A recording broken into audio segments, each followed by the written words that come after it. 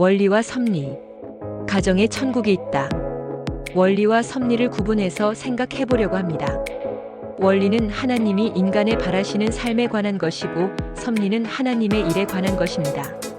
그리고 원리와 섭리 중에서 무엇을 우선하여야 하고 무엇이 더 중요한가를 생각합니다.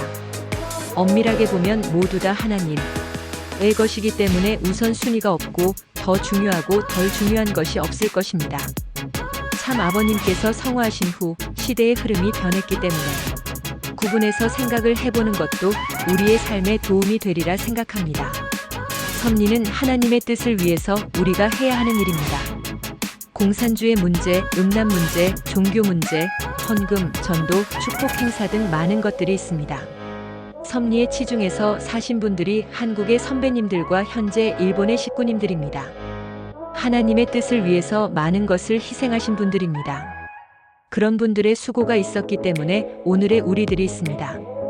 참 아버님의 말씀에 의하면 세계 평화든 남북 통일이든 이 모든 것이 마음과 몸이 하나 되고 이상 가정을 이룬 터전 위에서 이루어져야 한다고 하신 말씀을 보면 우리가 하나님의 뜻을 위해서 가정을 희생시켰다 라는 말은 옳지 않는 것 같습니다. 섭리를 위해서 수고하신 분들의 이야기를 들어보면 공통점이 하나 있습니다. 뜻을 위해서 열심히 하면 하나님 알아서 모든 것을 다 해주실 줄 알았다 라는 것입니다. 모든 것을 바쳐가면서 참 아버님의 말씀을 따랐습니다. 세월이 흐르고 나이가 들고 자녀들도 성장을 했습니다. 자녀들이 성장을 하고 보니 여러 가지 일들이 생겨납니다. 뜻을 위해서 열심히 했음에도 불구하고 자녀들은 부모의 뜻을 따르지 않습니다. 성장한 자녀들은 부모님들이 제일 소원하는 축복에 제동을 걸고 나옵니다.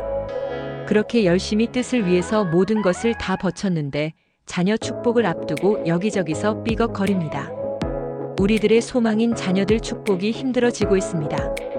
뜻, 섭리를 위해서 수고한 선배님들의 한숨소리가 여기저기서 들려옵니다. 모든 것이 순조롭게 흘러가면 원리와 섭리를 구분할 필요가 없을 것입니다.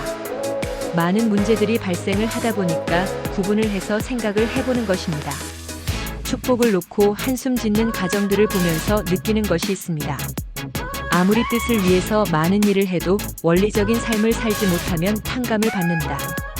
어려운 시절에 그리고 참 아버님께서 불호령을 내리는 시절에 원리적인 삶, 내 가정에 충실해서 산다는 것이 어려웠을 것입니다. 나타난 결과를 보면 그럼에도 불구하고 원리적인 삶을 살았어야 했다 라고 하나님은 말씀하시고 계시는 것 같습니다. 경제적인 어려움이 있어도 부부 사이가 좋아야 했다. 섭리적인 일 때문에 이런저런 일이 있어도 부부 사이가 좋아야 했다. 여러 가지 사연이 있음에도 불구하고 부부 사이가 좋아야 했다 라고 하는 것 같습니다.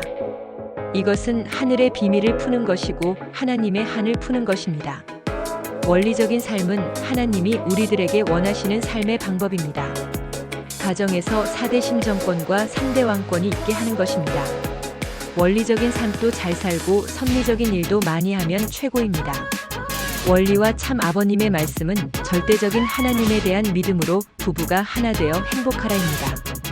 부부 사이가 좋은 척하는 것은 하나님이 아시고 사탄이 압니다. 그리고 같이 사는 자녀들이 압니다.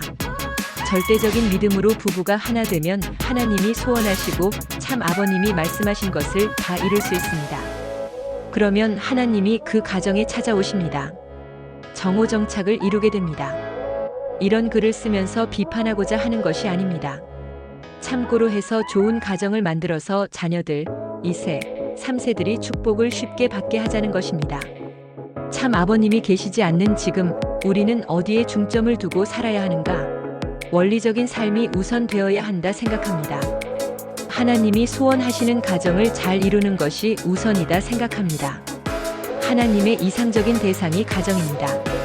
가정보다 우주를 대표할 수 있는 것은 없다. 내 가정을 본받으라 할 수 있는 모델 가정이 나와야 합니다.